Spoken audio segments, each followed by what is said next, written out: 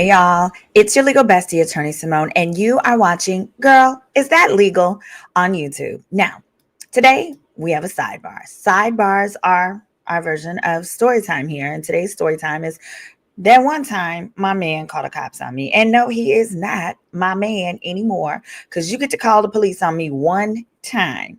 One time, because after that, I'm gone, skedaddled. I'm not in your life anymore. Now, I have to take some accountability. Now, first of all, I had no business dating this man because it looked like Tuesday. Okay, like Tuesdays. You know what Tuesdays look like? Completely forgettable. What did you do last Tuesday? I wait. Nobody knows. Okay, because nobody thinks about Tuesday. It's not memorable. It's completely forgettable. What you know what you did last Monday? Okay, because Monday is the start of the week. Tuesday, who cares? You know, you survived. Wednesday is hump day, so you remember a Wednesday. Thursday is almost the weekend, but not quite. Friday starts your weekend. Saturday, and then Sunday, if you love the Lord, you went and talked to him. But Tuesday, no one cares about Tuesday, and I sure shouldn't have cared about this one. So we're going to call him Mr. Tuesday.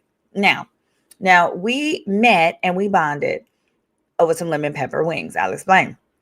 So what had happened was I have not one, but two homegirls for like the prior 2 years who had told me at different times. They were like, I have this homeboy. He would be so great for you. So first my homegirl Maria did. She was like, I have this homeboy. He would be so good for you. I was like, oh, what makes you think that?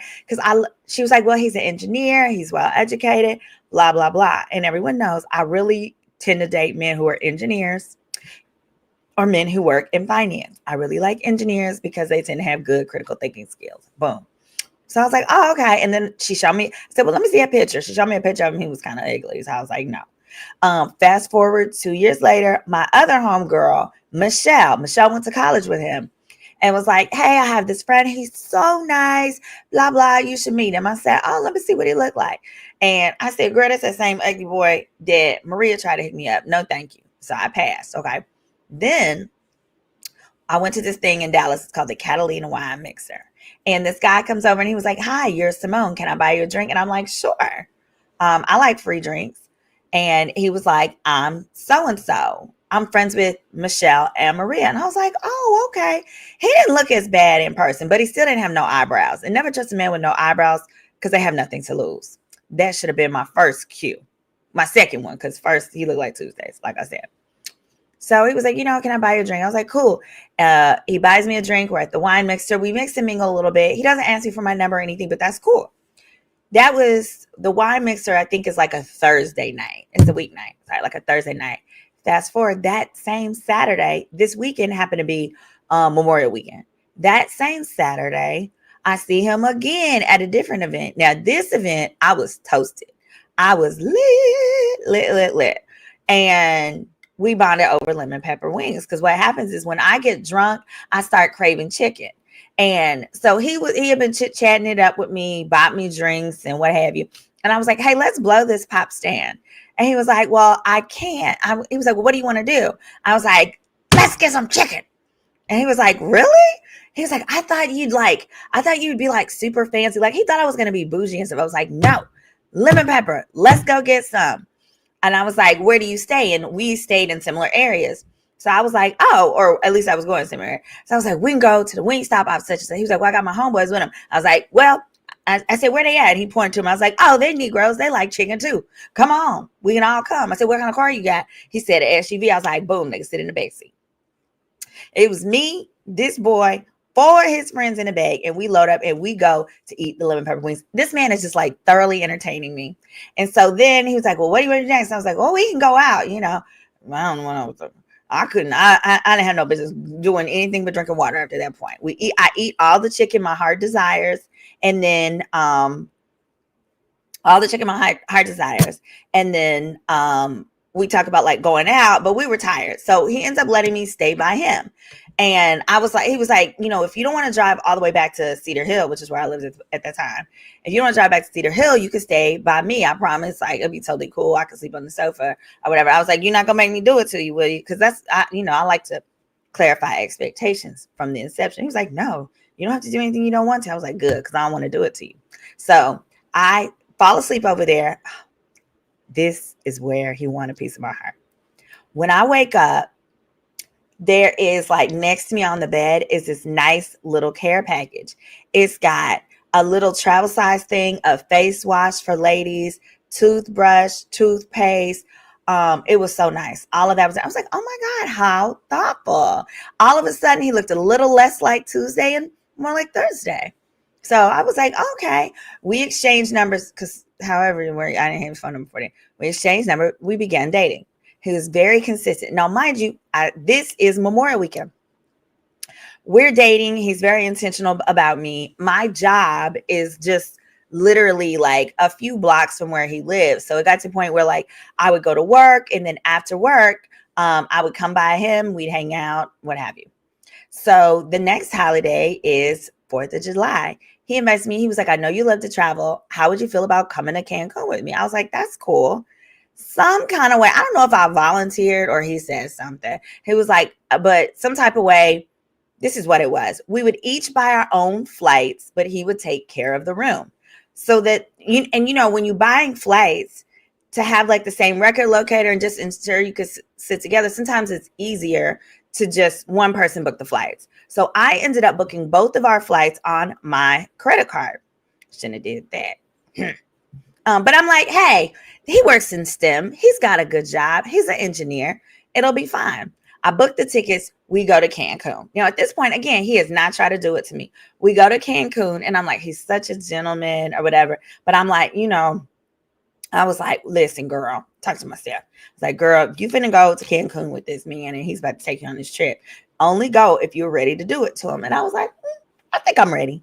So I was like, okay, fully prepared to do it to him. So we go, and we're intimate, and it was the worst experience of my life. It was really terrible. And I was like, this is deplorable. Without giving too much detail, because my mom may or may not watch this, it plumped when you cooked it. You know what I mean? It plumped when you cooked it, but it would not unplump. It wouldn't decompress. Like, it just stayed that way for hours. And I said, I got to go to sleep. And then I went to the bathroom, and I was just like, this has never happened to me before. And I started crying. I guess he heard me in the bathroom. He was like, what's wrong? What's wrong? And I was like, well, I've just never met anyone that even after all of the exercise that we just did, he didn't go down. He didn't, decompress. He was like, I said, I just think that we're not sexually compatible. He was like, don't say that. No, don't. You're amazing. Blah, blah, blah. Okay, we have a good trip. Overall, the trip was good. That's fine. I mean, he was a little annoying, but so are all men. And then we go back home, and I'm at his house maybe like 2-3 weeks later. I'm at his house, and this man, and I'm looking for something. I end up looking under the counter, and I end up looking, I don't know if it was headache medicine or what, but I end up looking in his medicine bag, that the travel bag. He has some pills in there. I said, oh boy, I got to see what you got going on down there. What kind of pills are these? It was Viagra. He had the Viagra. So I looked at the date that the prescription was filled. It was filled the day before we went to Cancun. So here I am thinking, all this time, I thought you were chivalrous. I thought you were a gentleman. I thought that's why you weren't asking me to do it to you prior to us going on this trip. Oh, because on the trip, he asked me to be his girlfriend. And I had said, I don't sleep with men who are not my boyfriend. So on the trip, before we were intimate, he asked me to be his girlfriend. I was like, yeah. And then we do the do. And I'm like, this is deplorable. But I'm like, but I said I'd be his girlfriend. So I guess we got to work this out. Won't hook or crook some type of way. So I'm looking at the medicine, and I'm realizing he's not a good person. His dick was just broke. He wasn't trying to do it to me because he couldn't. He couldn't. I said, this is terrible. Shame on him. So then I don't say anything for like weeks. He's steady getting on my nerves. Everything makes him mad, to the point where one day I just said, you know what? I'm going to just dump myself. I don't like doing things I'm not good at. And apparently I'm not good at making you happy. So I'm going to dump myself. He was like, you can't dump yourself. I was like, sure I can. I'm just going to leave you to find peace amongst yourselves. Okay, talk amongst yourself. You'll be fine. He was like, no, we're going to work this out. So fast forward a few more weeks, we get into it about something I know what it was. So he tells me, I have some homegirls coming into town. It's like 3 of them. They're going to stay by me. this weekend. And I was like, cool. So they're going to stay by us. So I was like, so I'm coming over this weekend too, because they only had a 1-bedroom. I was like, I'm coming over too. So we go eat. We have like happy hour downstairs at his building, wherever there's a restaurant. And then when we go upstairs, the girls are like sitting on the sofa, and I go and I'm looking around the room. I'm looking around like just to see, like, are there condoms in the trash? Like, I'm looking. He's like, what are you looking for? And I was like, just keeping honest people honest. He was like, you thought I did something. He was like, you know what? Leave. You need to just leave. I was like, happily. I was like, no, I'm not going to leave, because I feel like you're picking a fight with me so that I leave so you can do whatever you want with these little homegirls of yours. Because it was 3 of them. It was just very strange. So I was like, no, I'm not going anywhere. Now, that's not the time he called me the police. We ended up like working it out. But I was like, it just doesn't make sense. I said, but now that we're just putting it all out there, I have a question for you. Why did you lie to me and act like you were waiting to be intimate out of chivalry? I found your medication and I ain't right. And he was like, well, the reason, I kid you not, y'all. He says, well, the reason I had to take those pills is because of you. I was like, what's wrong? He said, well, you get too wet. You just get too wet and I can't feel anything. And it's like, I need that so that I could go longer. And I said, no. So that's how come you wouldn't go down, is because you were on that medicine. Now, if you take if you take a whole pill, it'll have you up. The commercials will tell you, oh, if you've had an erection for more than 4 hours, call the police or whatever they say. This man, when I looked in there, I could see how many he had taken. Like, he had taken a full pill on whatever that one day, our first night, when it wouldn't go down. So then subsequently, he's telling me I'm the reason he needs this Viagra, Cialis, whatever it is, because I get too moist.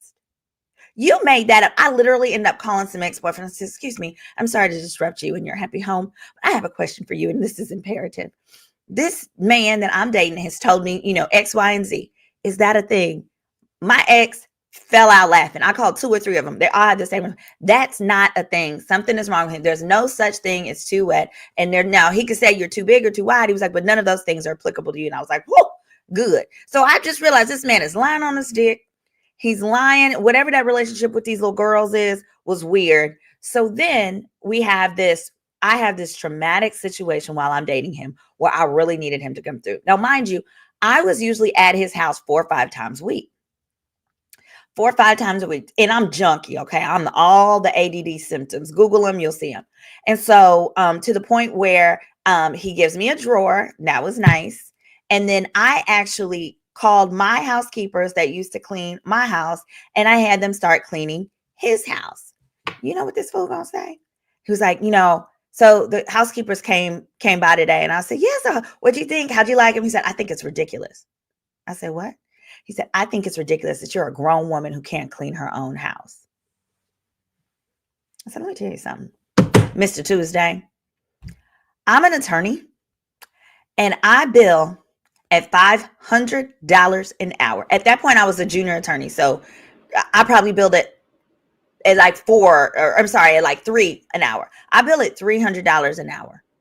If I clean this house, if I do it, it'll take me about 5 hours. It was an apartment, but I'm messy and I'm slow. I'll get to cleaning, and then I'll turn on some music, and then I'll go on Instagram, and it'll take me forever. And I won't even do half as good of a job as these 3 ladies do when they come here and get it done in 2 hours for $80. So no, I'm not going to clean my own house. You, as a STEM professional, as an engineer, should know it don't make no good sense, stupid. Little stupid. He would get mad when I would say something little stupid. I didn't call him stupid to his face, but I thought it. And he was, I could just tell he just wanted to fight. So I was like, you know what? I'm going to go. I go back to my house. When I'm at my house, one of my relatives that was living in, now my parents are out of town for what I live with my parents at this point. Don't ask me why. Oh, because I had just moved back from New York. That's why. My parents were out of town, but we had a family friend that was living with us who had mental health issues. And that person ended up having an episode to where I was terrified. This relative had been in prison for a very long time and was a man. And I was like, I'm not about to be over here while my dad is out of town, my mom's out of town. Like, I'm not about to do it. So I call my boyfriend like 4 times. I call him like 4 times because all I want, he lives in a doorman building. I want him to just call downstairs and tell him it's okay for them to let me up with the key. Now, this man is in a fraternity. I won't say which one. He's out in Austin hanging out with his frat brothers for the weekend on the lake. He don't answer none of my calls, to the point where I call one of like my homegirls is dating his best friend or something like that. So I asked my homegirl, hey, I need the best friend's number. She gives it to me. I call him. I said, listen, I need my boyfriend's number. Please tell him to call me. It's urgent. Do you know this man never calls me back that day? So I'm dealing with this crisis situation. And I said, it's urgent. I'm dealing with a family crisis. I don't get no call back. The next day, he calls me back and cusses me clean out. He says, you're not about to control me. What kind of girlfriend are you? Blowing up my phone, calling my friends, trying to locate where I'm at. I said, excuse me. I let him say all he was going to say. I said, don't worry, I will never call you again. And I hung up. I told my mom what happened. And my mother said, don't worry, we'll get your stuff. She calls him and says, hi, this is Simone's mom. Could you pack up all of her items at your house? I understand she's got some things and I'm going to come over tomorrow. I'll send my husband over. He's going to come pick him up. I never explained myself because I don't. As your girlfriend, I should have got the benefit of the doubt. I've never done anything like that. So he calls crying and I'm so sorry. I didn't understand. What's going on? Why did you need to call me all those times? Doesn't matter. My dad will be there at 3:00 to get my belongings. Why does he need to do that? Listen, stupid. Because instead of asking me what was the crisis, what was going on, he assumed that I simply wanted to ruin his boy's weekend and check up on him and see what he was like. Are you kidding me? First of all, I barely like you. Second of all, I had to have multiple people give you a glowing recommendation just in order to eat some chicken with your behind.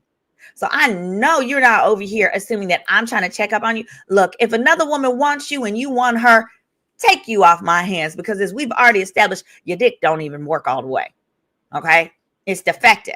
I hang up. He calls 2 days later. I have an idea. I think we should go to therapy. What? He was like, well, I know that you love me. I said, no, I don't. He said, yes, you do. I said, no, sir, I do not. He said, you have to. I said, why do I have to love you? He said, well, we've been dating for 6 months. You can't date somebody that long without loving them. And I said, well, I can't. I said, I've been trying to dump myself for weeks now, months. And you won't take my letter of resignation. I'm good now. He was like, no, I think we should just give it one more try before I move. He was looking for jobs. Okay. He was looking for other jobs because he's a terrible person. And so his little factory job wasn't working. I told him, I said, because he was thinking about moving. I said, listen, I'm not the girl for you. I said, I think you'll do much better with one of them cash register cuties you prefer. See, he likes cash register chicks. Now, what a cash register chick is, there's nothing wrong with that. She's a girl who works cash register. So Forever 21, he's dated a few girls that worked at the Walgreens and so forth and so on. There's nothing wrong with that. See, the benefit of dating a cash register chick is when she closed that cash register, she can go on home and tend to his every waking need. Versus me, an attorney, he would complain all the time that I'd bring my work home with me. And then I would come over, make him dinner, spend some time with him. And then when he would go home, because his shift at the factory, he worked at the factory, started at 6 a.m. When he would go to bed at 10 o'clock, I would be up finishing my briefs, finishing my motion. I said, I really think you need to get you a cash register chick like your last girlfriend who worked at Forever 21 or the other one at the Walgreens. Because when they check out on their shift, they can go straight home and tend to you. And that is not, and also when you do these crazy things, they won't mind because you make 6 figures and they don't, and they need to be reliant upon your income. With me, that is not the case. Oh, mind you, at this point, I was a judge. I was both an attorney and I was an associate part-time judge. So I was really like over it. He was like, no. So he was like, can you just help me find a therapist? And I think to myself, at this age, I want to date people. And then when I'm done, I'm done. I don't want to worry, could it ever be? So I said, okay, we're going to go to this therapy. This therapist is going to tell him he's the problem. Then I can go on with my business. So First day of therapy, he picks the therapist on you because I was like, I need to make him pick the therapist. That way, when the therapist tells him what he doesn't want to hear, he's more likely to listen to it. And it was a male therapist at that, who was also a pastor. So the pastor and his wife, we go there. The first thing the pastor says, tell me, why are we here? What are your concerns? He says, well, she won't clean up after herself. I said, tell him the full truth. He said, well, she's a grown woman and she doesn't pick up well behind herself. And so she hired a maid and sends a maid to my house once a week. The pastor says, and? He says, and that's ridiculous. She's a grown woman. And I'm sitting here because at this point, I'm about sick of Mr. Tuesday. He's still ugly and I don't like him that much. And the pastor says, man, I'd love for my wife to let me do that. He goes in to tell a story about how when they first got married, his wife was a total like mess and junkie all over the place. And so he told her like, hey, I need you to clean up. And she was like, no, I'm not good at it. So he tried to get a housekeeper to come clean. And she said, you're not about to have no strange woman in my house. So he said, as a result, he just has to clean up the house. And that's his thing. That's his chore. That's his contribution to the household. His point being, we don't have no real problems. He's making up problems and he's being ridiculous. Now, so furthermore, we have our little therapy. We go into the therapy once a week. And basically he's not liking it because the therapist is telling him he's being ridiculous. Oh, the second therapy session we had, he complained about my bacon. I was rushing to work. He needed some breakfast. And I made bacon in the microwave because I was rushing and I didn't, the cover, like, you know how you cover something, but it slid off. Bacon went everywhere. He called me at work, cussing, fussing, and fighting. I said, sir, I told you before, please let me dump me. Let me go. Get me free. He was like, no, I'm not dumping you. We're not going to break up. You're just going to have to do a better job of picking up behind yourself.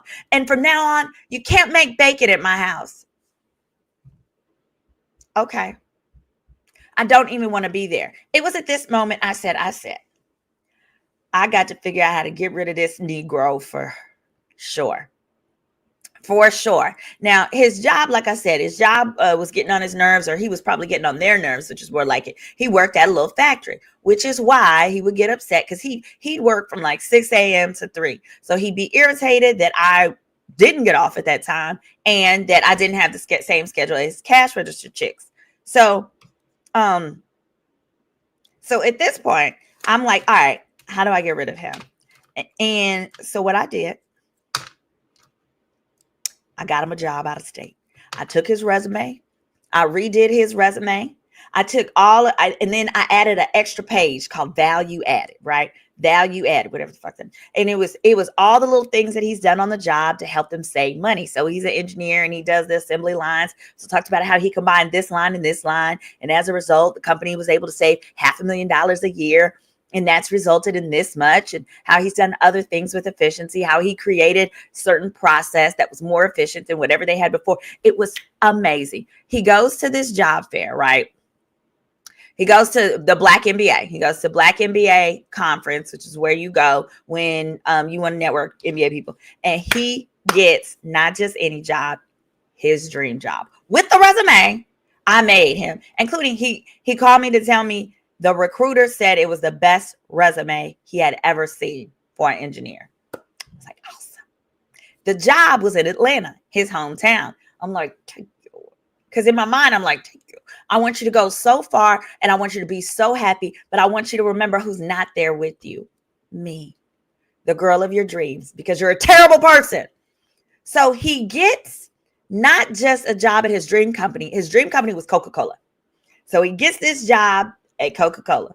And that is a dream. They send him the offer. He's still in Texas. They're going to pay for his complete move. They're going to do all that. The job is to be supervisor of the whole plant. Great salary increase, all of that. Do you know this mofo told them, no, I don't think I'm ready to be a supervisor. How about manager? Why don't you make me the manager and then elevate the current person in the manager role, give them the supervisor role and give me. Don't you mess up this job. I got you this job so you could get away from me. So you could get away from me, because I didn't want him to just get away from me. I wanted to mind fuck him. Okay. I wanted to mind screw him so that he would move on to his dream job in his dream city and had everything but a good woman, because he was a terrible man. So of course I can't say anything when he makes this stupid move of declining the dream role and taking the job to work under the dream role. But okay, whatever, Mr. Stupid. Mr. Tuesday, Mr. Stupid Tuesday. All right, so we do that. So fast forward. I know he's supposed to go in about a week, and I'm so excited. He don't know that I'm going to dump him when he moves, because he was like, he starts saying, at this point, he's all excited. I'm helping him find apartments, and I'm helping him find apartments. And he's like, so babe, I want to go and get everything set up. And you think maybe in about 6 months, you'd be interested in moving and coming to Atlanta with me? I said, of course, babe. Just let's pick a place we both like. As far as apartments, I told that man whatever he wanted to hear, because I wanted to make sure I get all my belongings out of his house and never see his behind again. So fast forward, we're going to dinner to kind of celebrate. So I come home. It was a late day from work because the next day I had to go out of town for the weekend for work. So I'm coming home late from work, but I'm calling him and I say, hey, babe, you want me to grab something for us to eat for dinner? And he said, no, I want to take you to this new restaurant that just opened. I said, cool. So I'm already driving my car. The restaurant is near his place. So I drive to his place. He hops in my car. We go to the restaurant. At the restaurant, things are going cool, but this man gets crazy, start talking crazy. So we're talking about our schedules for the upcoming, next few months. Because remember, 6 months, he wants me to consider moving and going to Atlanta. And I said, well, in April is my annual girls trip. He was like, oh yeah, they're going to miss you. And I was like, what? He's like, well, you have me now. You're not going to go on the girls trip. I said, I've gone to it for the last 5 years consistently. He was like, but you have a boyfriend now. I said, right. Well, you want to come with me? He was like, no, I'm not going on that. I said, why? He was like, cuz you go to that with your girls. It's actually a Black professional travel trip that has 40 people every year, right? So he absolutely could come and is co-ed. And I was like, well, you're getting your new job, so you should tell them whenever you start a new job, you can always, he was like, well, I can't take off from my work. I was like, no, you tell them when you accept the offer, these are dates that I need off. Tell them it's a wedding or something. It's not a big deal. He was like, no, I'm not coming. And if you want me to take you seriously, you shouldn't come either. I was like, I don't get it. What's the issue? And so I've been going to this same trip with the Black travel group every year that they give me my room free. All I have to do is pay for my flight. So he was like, no, I don't like the fact that they give you the room for free. I said, okay, do you want to pay for my room? Which I knew the answer was no, because he still hadn't given me the money for his part of the flight from Cancun, and said he wasn't going to, because he didn't like he didn't like the fact that I was trying to go on this girl trip. He was like, you know what? You want to go on this trip. I'm not giving you the money for Cancun now, for that flight. And if you go on this, we're going to be over. And I said, over? So you're giving me an ultimatum? I was like, okay, I'm fine. He was like, see, that's your problem. You're disobedient. I tell you what I need for you to do, and you don't do it. I was like, disobedient? I'm not a dog. Ain't no whoop whoop over here. I don't even like dogs. If I liked anything, it would be a cat. And you know what a cat would do if you told him some bullshit like that? It would scratch you in your face. I hate you.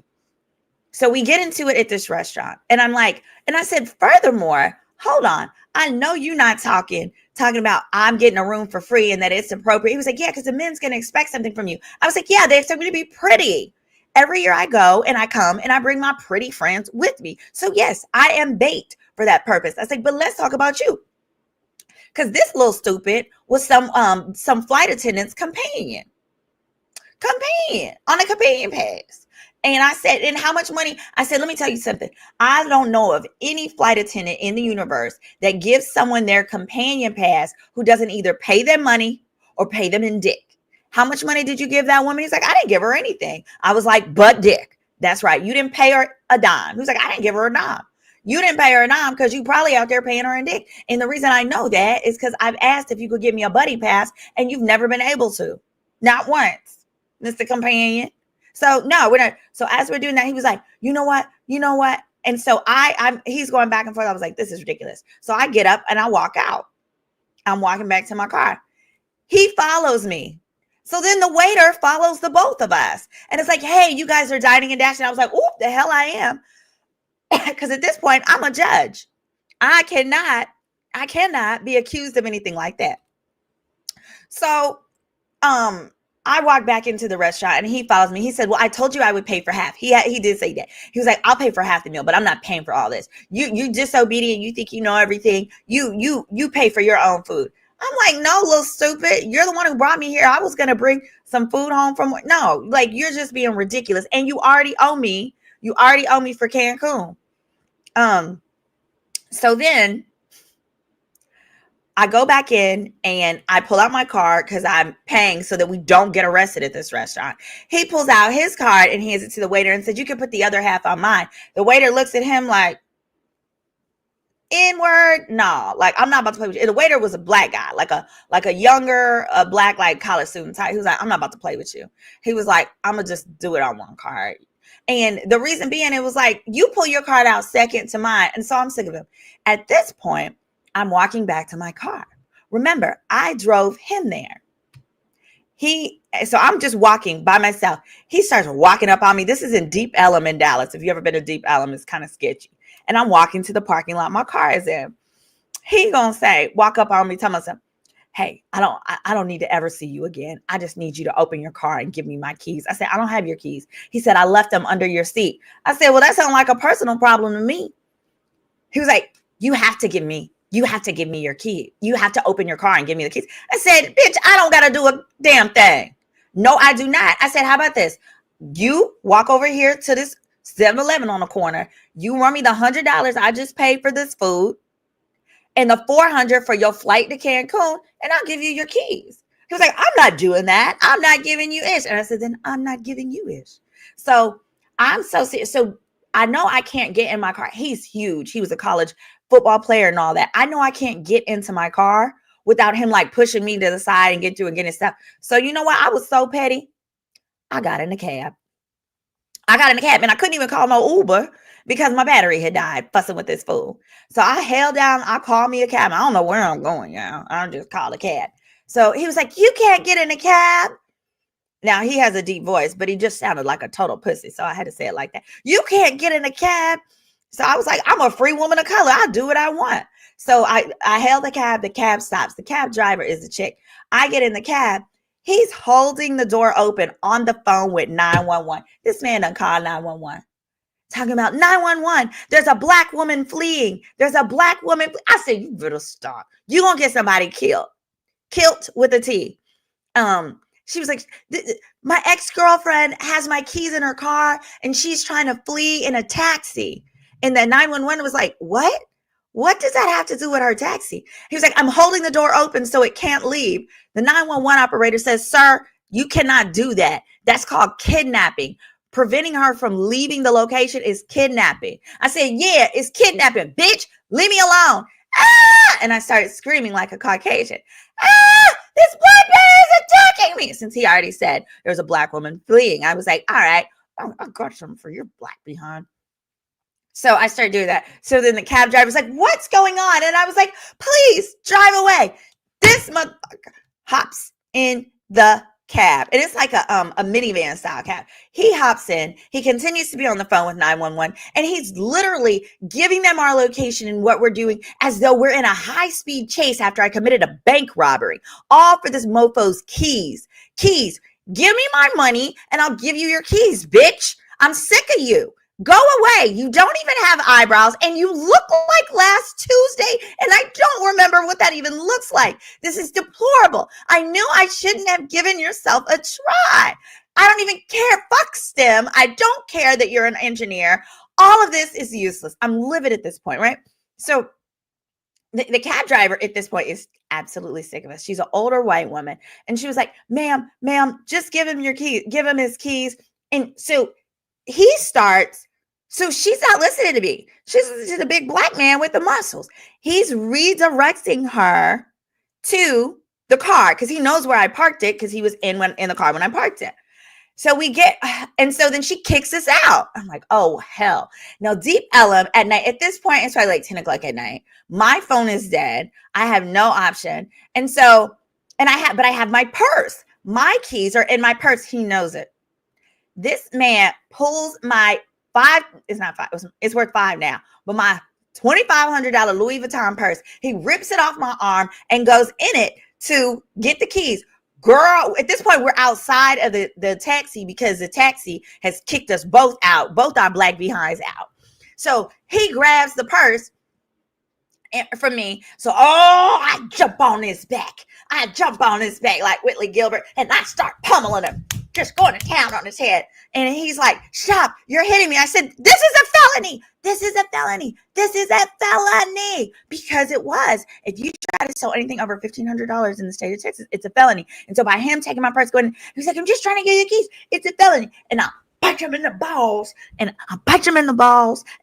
I'm hitting him. I'm smacking him. And then people around are like, are you okay? But see, I don't know if they're saying, is he okay or am I okay? Because I'm on his back, right? So it's not like he's hitting me. He's trying, and he's like the hunchback of Notre Dame. He's trying to swing me off his big old back. He used to do steroids, so it's really strong. But that's probably also why his dick doesn't work. Anyway, so he's swinging me, and he swings me off. He gets the keys. He runs, he hits a little button, and he gets his keys. And I'm livid. I am livid. Now, at this point, I got to go back to his house, though, because my laptop is at his house. So I call the police, and I said, I just had an altercation with my ex-boyfriend, and I just need some officers here to help me go up and get my stuff. Well, apparently, we go back and do that. His officer that he called are there, too, and my officers are there, too. Problem is, the officer he called liked me. I knew that officer because of some case that I had previously. And so that officer knew. So I looked at him and he looked at me and I was like, I just need to get my laptop. Could you help me, sir? And I said it like that, just sultry. Could you help me, sir? He was like, sure, Miss Redwine. No problem. So I get my laptop, whatever I had in his little raggedy junk drawer. And, I don't disturb his Cialis because he's really going to need that. And I go. Fast forward, I remember my mom always said, when you're a good woman, men always come back. And so I tell my mom the story. And my mom was basically like, hey, you were ridiculous. You should have just given him his keys. And I was like, no, he should have just given me his money. I'm tired of letting him get by all of these times. No, absolutely. And so my mom was like, don't worry, he'll be back. It's punishment enough that he has to live a life without you and without a good woman. He'll never get a good woman with that behavior. And she was like, he'll be back. I was like, I don't want him to come back. And if that man ever comes back now, that means I'm really amazing, because who wants to come back after somebody that jumped on your back, pummeled you, and had you swagging around like the hunchback of Notre Dame with them on your back? Do you know, about 3 years later, I get a LinkedIn message. Now, I done blocked them from my phone. I done blocked him from all social media. So, of course, his only option was LinkedIn. This motherfucker on top of something. Oh, and of course, at this point, he's already left because I got him his dream job. See how I do that? I always leave them better than I found them, even when I hate them.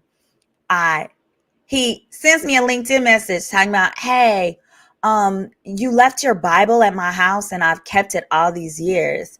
I'm going to be back in Dallas next weekend. Perhaps we can meet up at a coffee shop or something and I can give you your Bible. I said, let me tell you something, little itch. That's what I told him.